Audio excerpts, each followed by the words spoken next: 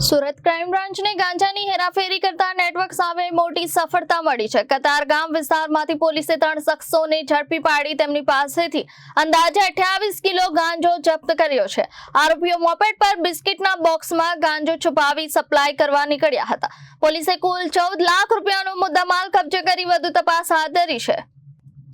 Surat crime બ્રાન્ચને બાતમી મળતા કતારગામ વિસ્તારમાં લક્ષ્મીકાંત આશ્રમ નજીક વોચ ગોઠવવામાં આવી હતી। આ દરમિયાન મોપેડ પર આવી રહેલા 3 શખ્સોને અટકાવી તપાસ કરતા બિસ્કિટના બોક્સમાં છુપાવેલો ગાંજો મળી આવ્યો હતો। પોલીસે આરોપી પાસેથી અંદાજે 28 કિલો ગાંજો તેમજ અન્ય મુદ્દામાલ મળી કુલ 14 લાખ રૂપિયાનો મુદ્દામાલ જપ્ત કર્યો છે। પ્રાથમિક પૂછપરછમાં આરોપીઓએ રેલવે પટરી પાસે રહેતા કાલુ નામના શખ્સ પાસેથી ગાંજો મેળવી સપ્લાય કરતા હોવાનું કબૂલ્યું હોવાનું પોલીસનું કહેવું છે। ફરાર કાલુને વોન્ટેડ જાહેર કરી તેની શોધખોળ શરૂ કરવામાં આવી છે। આ સમગ્ર કેસમાં ગાંજાનું નેટવર્ક, સપ્લાય ચેન અને અન્ય સંડોવાયેલા શખ્સો સુધી પહોંચવા માટે ક્રાઇમ બ્રાન્ચે વધુ તપાસ હાથ ધરી છે।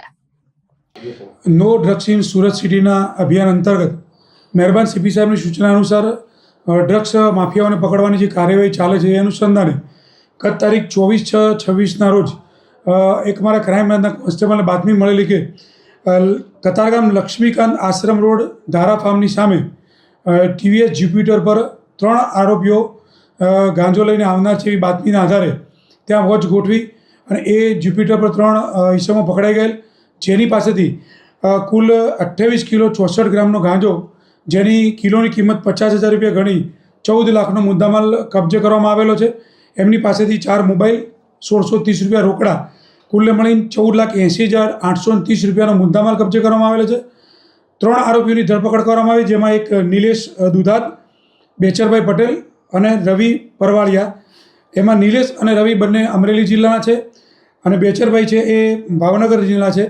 એમાં રવિ અને નિલેશ એ બંને જણા સાથે આ ધંધો કરતા હતા છેલ્લા 2-3 વર્ષથી અને એ લોકો કેટરર્સનું કામ કરે છે।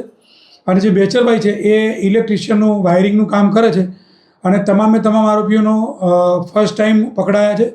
પણ જે રવિ છે એ અગાઉ 2-3 વર્ષથી આ ધંધો કરે છે, પણ પ્રથમવાર પકડાયેલો છે। એ રેલવે પટરી વરાછા પર એક ઈસમ છે